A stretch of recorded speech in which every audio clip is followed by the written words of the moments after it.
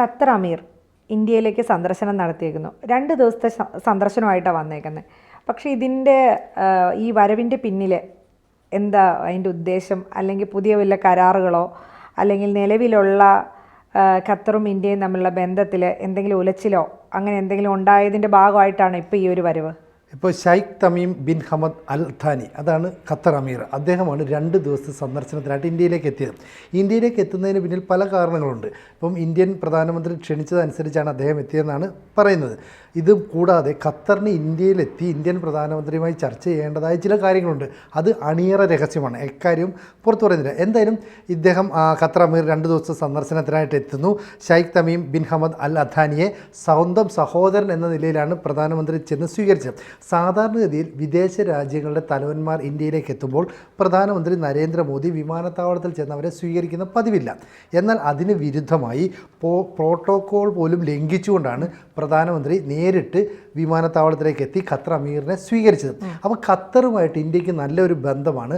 ആ ബന്ധം നിലനിർത്തുക എന്ന ലക്ഷ്യത്തോടെയാണ് ഇത്തരം പ്രവർത്തനങ്ങളെന്നാണ് നമുക്ക് മനസ്സിലാകുന്നത്. ഇപ്പോൾ ഖത്തറുമായിട്ട് നമ്മൾ LNG LPG തുടങ്ങിയ ഇന്ധനങ്ങളൊക്കെ ഇറക്കുമതി ചെയ്യുന്നതുമായി ബന്ധപ്പെട്ട് കരാറുണ്ട്. 2047 വരെയാണ് കരാറുള്ളത്. അപ്പോൾ നല്ലൊരു ബന്ധം നിലനിൽക്കുന്നുണ്ട്. കൂടാതെ ഇന്ത്യയിലെ ഇന്ത്യയിൽ നിന്നുള്ള ജനങ്ങൾ വലിയൊരു പ്രവാസി സമൂഹത്തെ ഖത്തറിലുണ്ട്. ഏതാണ്ട് 8.5 ലക്ഷത്തോളം ആളുകളാണ് ഖത്തറിലുള്ളത്, മലയാളികൾ ഉൾപ്പെടെ.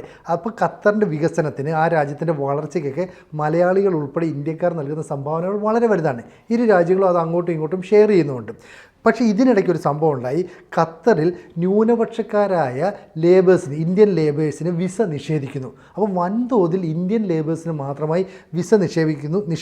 പ്രത്യേകിച്ച് ന്യൂനപക്ഷക്കാർ, അതായത് ഹിന്ദുമതത്തിൽപ്പെട്ട അല്ലെങ്കിൽ ക്രൈസ്തവ മതത്തിൽപ്പെട്ട അവിടുത്തെ ന്യൂനപക്ഷം എന്ന് പറയാവുന്ന. അപ്പോൾ ആ രീതിയിൽ വിസ നിഷേധിക്കുമ്പോൾ അതെന്താണെന്ന് ഇന്ത്യ ചോദ്യം ചെയ്യുന്നുണ്ട്. അപ്പോൾ മാത്രമല്ല, ഇനിയും അത്തരം നിലപാട് സ്വീകരിക്കുകയാണെങ്കിൽ ഇന്ത്യ കർക്കശമായ നിലപാട് സ്വീകരിക്കും. കാരണം LNGയുമായി ബന്ധപ്പെട്ട് ഖത്തറുമായിട്ടൊരു സുപ്രധാന കരാറാണ് ഇന്ത്യ ഒപ്പിട്ടിരിക്കുന്നത്. 2047 വരെ നീളുന്ന ഈ കരാറ് വേണമെങ്കിൽ 5 വർഷം കഴിയുമ്പോൾ ഇന്ത്യ അങ്ങ് റദ്ദാക്കും. അപ്പോൾ അത് ഖത്തറിന് വലിയ നഷ്ടം ഉണ്ടാക്കും.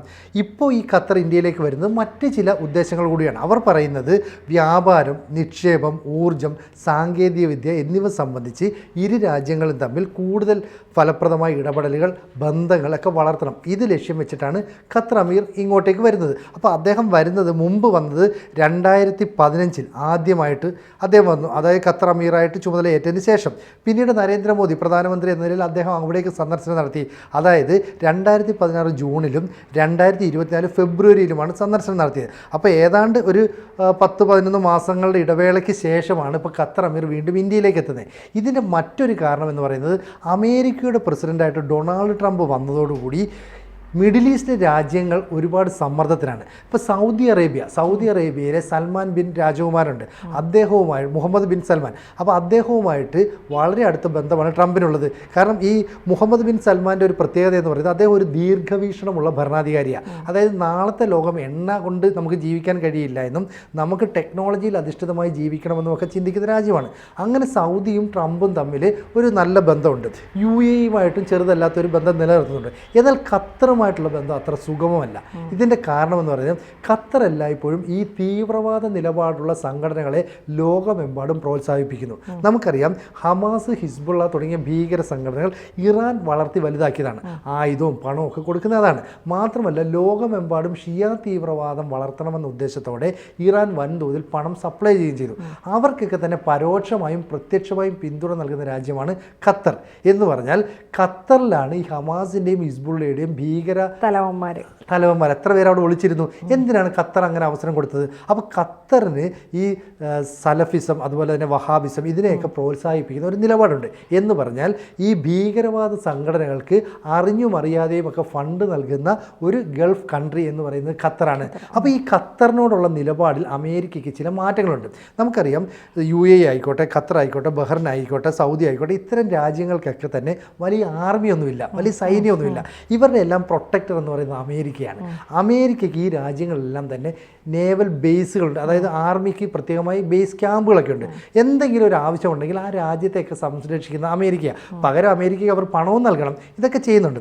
ഇപ്പോൾ അമേരിക്ക പറയുന്നത് ഖത്തറിൽ നിന്ന് ഞങ്ങളുടെ ആർമി ബേസ് മാറ്റാനായിട്ട് തീരുമാനിക്കുന്നു. ഞങ്ങൾക്ക് ഖത്തറിൽ നിൽക്കാൻ താല്പര്യമില്ല.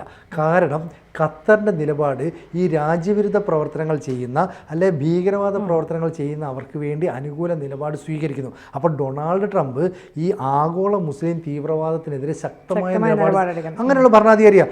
ആ ഭരണാധികാരിയുടെ നിലപാട് ഈ ഖത്തറിനെ അലോസരപ്പെടുത്തും. എന്ന് പറഞ്ഞാൽ ഖത്തറിൽ നിന്ന് അമേരിക്കയുടെ ആർമി ബേസ് മാറ്റിയാൽ ആ രാജ്യം കുറച്ച് ദുർബലമായി പോകും. മാത്രമല്ല മറ്റേതെങ്കിലും രാജ്യങ്ങളെ കടന്നുകയറ്റം, ഇപ്പോൾ ഗൾഫ് കൺട്രീസ് തമ്മിൽ യുദ്ധങ്ങളുണ്ടാകാം. ആ സമയത്ത് അമേരിക്കയുടെ പിന്തുണ ഖത്തറിന് കിട്ടില്ല, ഖത്തർ പ്രശ്നമാണ് എന്ന് പറഞ്ഞാൽ ഖത്തർ ഭരണകൂടം തന്നെ ഇല്ലാതായി പോകും. അങ്ങനെ ഇരിക്കുമ്പോഴാണ് ഖത്തർ ഭരണാധികാരി, അതായത് ഖത്തർ അമീർ, ഫ്രഞ്ച് പ്രസിഡന്റ് ഉണ്ട് ഇമാനുവൽ മാക്രോണുമായിട്ടൊരു കൂടിക്കാഴ്ച നടത്തി. ഇമാനുവൽ മാക്രോണുമായിട്ട് നല്ല സൗഹൃദമാണ്. അങ്ങനെ സൗഹൃദമായപ്പോൾ ഇമാനുവൽ മാക്രോണാണ് പറഞ്ഞത്, ഡൊണാൾഡ് ട്രംപുമായിട്ട് നിങ്ങൾ ഒരു ഡിസ്റ്റൻസ് കീപ്പ് ചെയ്യുന്നത് അല്ലെങ്കിൽ അദ്ദേഹത്തിൻ്റെ വിരോധം മേടിച്ചു വെക്കുന്നത് നിങ്ങളുടെ രാജ്യത്തിന് ആപത്താണ്. അതുകൊണ്ട് നിങ്ങൾ ആ പ്രശ്നം പരിഹരിക്കണം. അപ്പോൾ ഖത്തർ രാജാവ് പരിഹരിക്കാൻ ഒരു മാർഗ്ഗമില്ല. അപ്പോൾ ഇമാനുവൽ മാക്രോൺ പറഞ്ഞു, ലോകത്ത് ബെഞ്ചമിൻ നെതന്യാഹു എന്ന് പറഞ്ഞ ഇസ്രായേൽ പ്രധാനമന്ത്രിയുമായിട്ടാണ് അമേരിക്കൻ പ്രസിഡന്റായ ഡൊണാൾഡ് ട്രംപിന് ഏറ്റവും അധികം സൗഹൃദം. ഒരു പക്ഷേ നെതന്യാഹു കഴിഞ്ഞാൽ ഏറ്റവും അടുത്ത ഫ്രണ്ട് എന്ന് പറഞ്ഞത് ഇന്ത്യൻ പ്രധാനമന്ത്രി നരേന്ദ്രമോദിയാണ്. അപ്പോൾ ഇന്ത്യൻ പ്രധാനമന്ത്രി നരേന്ദ്രമോദിയുമായിട്ട് ട്രംപിന് ഇത്രയും അടുത്ത കൂടിക്കാഴ്ച ഉണ്ടെങ്കിൽ വേണമെങ്കിൽ നിങ്ങൾക്ക് ഇന്ത്യൻ പ്രധാനമന്ത്രിയെ ഒരു മധ്യസ്ഥനാക്കി നിർത്തി പ്രശ്നങ്ങൾ പരിഹരിക്കാം. അപ്പോൾ ഖത്തർ അമീർ അങ്ങനെ ഒന്ന് ചിന്തിച്ചു. പക്ഷേ അക്കാര്യം പറയാൻ പറ്റില്ല. പകരം LNGയുമായി ബന്ധപ്പെട്ട കരാറിൻ്റെ ചില കാര്യങ്ങൾ, അതുപോലെ തന്നെ സൈബർ സുരക്ഷ, വ്യാപാരം, നിക്ഷേപം എന്നിവയുമായി ബന്ധപ്പെട്ട് ചില കാര്യങ്ങൾ ചർച്ച ചെയ്യാൻ ചില ഉടമ്പടികളുമായി മുന്നോട്ട് പോകണം എന്ന് പറഞ്ഞിട്ടാണ് Sheikh Tamim bin Hamad Al അഥാനി ഇന്ത്യയിലേക്ക് എത്തുന്നത്. അപ്പോൾ ഇന്ത്യയിലേക്ക് എത്തുമ്പം നരേന്ദ്രമോദി ആ രീതിയിൽ തന്നെ സ്വീകരിക്കുന്നുണ്ട്. ഞാൻ പറഞ്ഞില്ലേ, പ്രോട്ടോകോൾ ലംഘിച്ചാണ് അവിടെ എത്തുന്നത്. അതിനുശേഷം രാഷ്ട്രപതി ഭവനിലെത്തി ദ്രൗപദി മുർമുവുമായി കൂടിക്കാഴ്ച നടത്തുന്നു. അപ്പോൾ ഇന്ത്യയിലെ ജനങ്ങൾക്കെതിരെ ഖത്തർ ചില നിലപാടുകൾ സ്വീകരിച്ചു. കാരണം അവിടെ താമസിക്കുന്ന പ്രവാസികളായ ജനങ്ങൾക്കെതിരെയാണ് നിലപാട് സ്വീകരിച്ചത്. മാത്രവുമല്ല, ഞാൻ നേരത്തെ പറഞ്ഞതുപോലെ ഈ ഭീകര സംഘടനകളുടെ ചില ഇടപെടലുകൾ കാരണം ഇന്ത്യയിൽ നിന്നുള്ള ഉൽപ്പന്നങ്ങൾക്ക് ഖത്തറിൽ ചില ഉപരോധമൊക്കെ ഏർപ്പെടുത്തി. അപ്പോൾ ഇന്ത്യൻ പ്രോഡക്റ്റ് ഒന്നും അവിടെ വാങ്ങിക്കുന്നില്ല. പകരം അവരെന്ത് ചെയ്തു എന്ന് വെച്ചാൽ ഇന്ത്യയുടെ ശത്രുപക്ഷത്ത് നിൽക്കുന്ന ചൈനയുടെ ഉൽപ്പന്നങ്ങൾ വാങ്ങാൻ തുടങ്ങി. അപ്പോൾ ഇന്ത്യക്ക് ഇവിടെ ഉപരോധം ഏർപ്പെടുത്തുകയും ചൈനയുടെ ഉൽപ്പന്നങ്ങൾ വാങ്ങുകയും ചെയ്യുന്നത് ഇന്ത്യക്കൊരു പണി തരിക എന്ന ലക്ഷ്യത്തോടു കൂടിയാണ്. അപ്പോൾ ഇമ്മാനുവൽ മാക്രോൺ പറയുന്നു, ഇന്ത്യയും ട്രംപും തമ്മിൽ വലിയ കൂട്ടുകെട്ടാണ്, നമ്മൾ വിചാരിക്കുന്നതിനപ്പുറമായ ഊഷ്മളമായ ബന്ധമാണ്. ഡൊണാൾഡ് ട്രംപ് പറഞ്ഞിട്ടുണ്ട്, ഇത്തരത്തിൽ ഒരു സമർത്ഥനായ ഭരണാധികാരിയെ മുമ്പ് ഇന്ത്യ കണ്ടിട്ടില്ല എന്ന് വെച്ചാൽ അമേരിക്കയുടെ പ്രസിഡന്റ് മുമ്പ് ഒരിക്കൽ പോലും ഒരു ഇന്ത്യൻ ഭരണാധികാരിയെ പുകഴ്ത്തിയിട്ടില്ല. പക്ഷേ ട്രംപിൻ്റെ ആദ്യ ഭരണകാലത്ത് തന്നെ ട്രംപ് പറഞ്ഞിരുന്നു, മോദി ഒരു സമർത്ഥനായ ഭരണാധികാരിയാണ്, അദ്ദേഹത്തിന് കൃത്യമായ വിദേശ നയങ്ങളുണ്ട്. ഒരു രാജ്യത്തോട് സ്നേഹത്തോടെ പെരുമാറണമെങ്കിൽ അങ്ങനെ, അതല്ല ഒരു വിരോധം മനസ്സിൽ വെച്ചുകൊണ്ട് അവരോട് ശത്രുതാ മനോഭാവത്തോടെ പ്രവർത്തിക്കണമെങ്കിൽ അങ്ങനെ. ഇവിടെയൊക്കെ മിടുക്കനാണ് ട്രംപ്. സത്യത്തിൽ ഇന്ത്യയുടെ ബഹുമുഖ വിദേശ സ്വതന്ത്ര നയം ലോകരാജ്യങ്ങൾ തന്നെ മാതൃകയാക്കേണ്ടതാണ്. അപ്പോൾ പതുക്കെ ഈ ഖത്തർ അമീർ ഇന്ത്യയിൽ വരികയും ഈ നരേന്ദ്രമോദിയുമായി കൂടിക്കാഴ്ച നടത്തിയൊക്കെ ചെയ്യുന്നു. കാരണം ഇന്ത്യൻ ജനങ്ങളെ ഈ ഖത്തർ എന്ന് പറയുന്ന രാജ്യം പോറ്റുന്നുണ്ട്, അവർക്ക് ഒരുപാട് ജോലി കൊടുക്കുന്നുണ്ട്. പക്ഷേ ആ രാജ്യത്തിൻ്റെ വികസനത്തിനായിട്ടാണ് അവർ പ്രവർത്തിക്കുന്നത്. അപ്പോൾ ഇന്ത്യയിലെ ന്യൂനപക്ഷക്കാരായ ലേബേഴ്സിന് ഈ വിസ നിഷേധിച്ചതിൽ നിന്ന് അവർ പിന്മാറാൻ തയ്യാറാണ്. പകരം ഈ ആർമി ബേസ് സൗദിയിലേക്കോ അല്ലെങ്കിൽ മറ്റേതെങ്കിലും രാജ്യത്തിലേക്കോ മാറ്റാനുള്ള അമേരിക്കൻ നീക്കത്തെ മാറ്റണം. അപ്പോൾ ഇവിടെയാണ് ബഹ്റിൻ എന്ന് പറയുന്ന രാജ്യം രംഗത്ത് വരുന്നത്. ബഹ്റിൻ അമേരിക്കയോട് കുറേ കാലമായിട്ട് പറയുന്നു, ഞങ്ങൾ രാജ്യത്ത് സ്ഥലം തരാം, ഞങ്ങളെല്ലാ സൗകര്യം തരാം, നിങ്ങളുടെ ആർമി ബേസ് ഞങ്ങളുടെ നാട്ടിലേക്ക് കൊണ്ടുവരണം. അപ്പോൾ ഖത്തറിൽ നിന്ന് മാറ്റിയാൽ ഉടൻ തന്നെ അത് ബഹ്റിനിൽ സ്ഥാപിക്കും. അത് ഖത്തറിന് വലിയ അടിയാണ്, ഖത്തറിന് വലിയ ഇടുത്തി കിട്ടും. കാരണമെല്ലാം US പ്രസിഡന്റായ ഡൊണാൾഡ് ട്രംപും ബെഞ്ചമിൻ നെതന്യാഹുവും പറഞ്ഞത്, 1-1.5 മാസത്തിനുള്ളിൽ ഞങ്ങൾ ഇറാനെ അറ്റാക്ക് ചെയ്യും. അങ്ങനെ ഇറാനെ ഞങ്ങൾ ആക്രമിക്കുക എന്ന് പറഞ്ഞാൽ ഇറാൻ്റെ ആണവ കേന്ദ്രങ്ങളും മിസൈൽ നിർമ്മാണ കേന്ദ്രങ്ങളുമായിരിക്കും തകർക്കുക. അങ്ങനെ ഒരു അറ്റാക്ക് ഉണ്ടാവുകയാണെങ്കിൽ ഒരുപക്ഷെ ഇറാൻ സഹായം പ്രതീക്ഷിക്കുന്ന ഖത്തറിൽ നിന്നാണ്, സാമ്പത്തികമായിട്ട് സൈനികപരമായിട്ടൊക്കെ സഹായം. അതുകൊണ്ടാണ് ഡൊണാൾഡ് ട്രംപ് നേരത്തെ പറഞ്ഞത് ഹമാസിനും ഹിസ്ബുള്ളയ്ക്കും ഒന്നും ഇനി അവിടെ അഭയം കൊടുക്കരുത്, മുഴുവൻ നേതാക്കളെയും പുറത്താക്കണമെന്ന്. മാത്രമല്ല ഇസ്രയേലും അമേരിക്കയും ഏതെങ്കിലും കാരണവശാൽ ഈ ഇറാനെ വീണ്ടും ആക്രമിക്കാൻ ശ്രമിച്ചാൽ ഏതാണ്ട് 2000 കിലോമീറ്ററോളം ദൂരമുണ്ട്. അപ്പോൾ ആകാശത്ത് വെച്ചൊക്കെ വിമാനങ്ങളിൽ ഫ്യുവൽ നിറയ്ക്കണം. ഈ ഫ്യുവൽ നിറയ്ക്കണമെങ്കിൽ മിഡിൽ ഈസ്റ്റ് രാജ്യങ്ങളിലെ US ആർമി ബേസിൽ നിന്ന് വേണം ചെയ്യാൻ. അപ്പോൾ ഖത്തർ അവിടെ എന്തെങ്കിലും ഒരു കള്ളത്തരം കാണിക്കുമോ, ഒരു കള്ളപ്പണി കാണിക്കുമോ എന്നൊരു സംശയം അമേരിക്കയ്ക്കുണ്ട്. അപ്പം അമേരിക്കയുടെ മുമ്പിൽ ഖത്തർ ഒരു സംശയാസ്പദ രാജ്യമായി നിലകൊള്ളുന്നത് ഒരു മിഡിൽ ഈസ്റ്റ് രാജ്യമെന്ന നിലയിൽ അവർക്ക് വലിയ ക്ഷീണമുണ്ടാക്കും. അതുകൊണ്ടാണ് ഇന്ത്യയിൽ വരികയും നരേന്ദ്രമോദിയുമായി കൂടിക്കാഴ്ച നടത്തുകയും ചെയ്യുകയും ഒപ്പം ഇറാൻ എന്ന് പറയുന്ന രാജ്യം രാജ്യത്തിന് വേണ്ടി ഇനി പരസ്യമായ നിലപാട് സ്വീകരിക്കില്ലെന്ന് നരേന്ദ്രമോദിയെ ബോധ്യപ്പെടുത്തുകയും ചെയ്യേണ്ടത്. എങ്കിൽ മാത്രമേ മോദി ഇടപെട്ട് ട്രംപുമായിട്ടുള്ള സംഭാഷണത്തിൽ ഇക്കാര്യം പറയാൻ പറ്റുള്ളൂ. അപ്പം നേരിട്ട് ഇതാണ് വരവിൻ്റെ ഉദ്ദേശമെന്ന് പറയാനും പറ്റില്ല. അപ്പം മിഡിൽ ഈസ്റ്റ് രാജ്യങ്ങളുമായിട്ട് ഇന്ത്യ എക്കാലവും നല്ല സൗഹൃദം പുലർത്തുന്നു. ഇപ്പം ലോക രാജ്യങ്ങൾക്ക് മുമ്പിൽ ഇന്ത്യ വലിയൊരു ആയുധ കച്ചവടം നടത്തുന്ന രാജ്യമായി മാറുന്നു. അമേരിക്കയും യൂറോപ്പിലെ പല രാജ്യങ്ങളും തമ്മിലൊരു സ്പർദ്ധയുണ്ടാകുന്നു.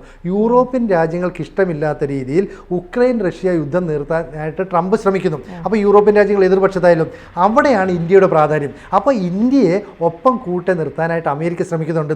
റഷ്യ ഇന്ത്യക്ക് Su-57 എന്ന് പറയുന്ന സ്റ്റെൽത്ത് വിമാനങ്ങളൊക്കെ നൽകിയിട്ട് ഒപ്പം നിർത്താനായിട്ട് പരിശ്രമിക്കുന്നു. അറബ് രാജ്യങ്ങളുടെ ഒരു അമേരിക്കയുമായിട്ടുള്ള ബന്ധത്തിന് ഒരു ഇടനില നിൽക്കാനായിട്ട് മോദിക്ക് പറ്റുന്നുണ്ട്. അതെ അതെ, സത്യത്തിൽ ഈ പറയുന്ന യൂറോപ്പിലെ രാജ്യങ്ങൾ അകന്നു നിൽക്കുന്നു.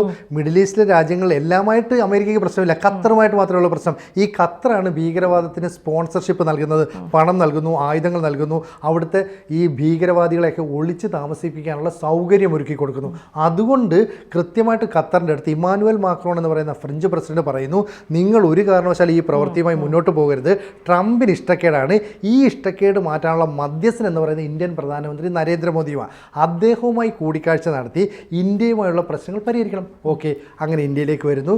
ഇന്ന് ദ്രൗപദി മുർമുവുമായി കൂടിക്കാഴ്ച നടത്തുന്നു. രാഷ്ട്രപതി ഭവനിൽ വെച്ച് പ്രത്യേക സ്വീകരണം നൽകുന്നു. എന്തായാലും നരേന്ദ്രമോദിയും ഇദ്ദേഹം തമ്മിലുള്ള കൂടിക്കാഴ്ചയുടെ കൂടുതൽ വിവരങ്ങൾ പുറത്തു വന്നിട്ടില്ല. ഇന്ത്യ ക്ഷണിച്ച അനുസരിച്ചാണ് ഇപ്പം വന്നേക്കുന്നത്. അപ്പോൾ എന്തായാലും ഈ ഖത്തർ ഏതാണ്ട് ഇന്ത്യയുടെ കാല് പിടിക്കുകയാണ് എന്നാണ് നമുക്ക് മനസ്സിലാക്കേണ്ടത്.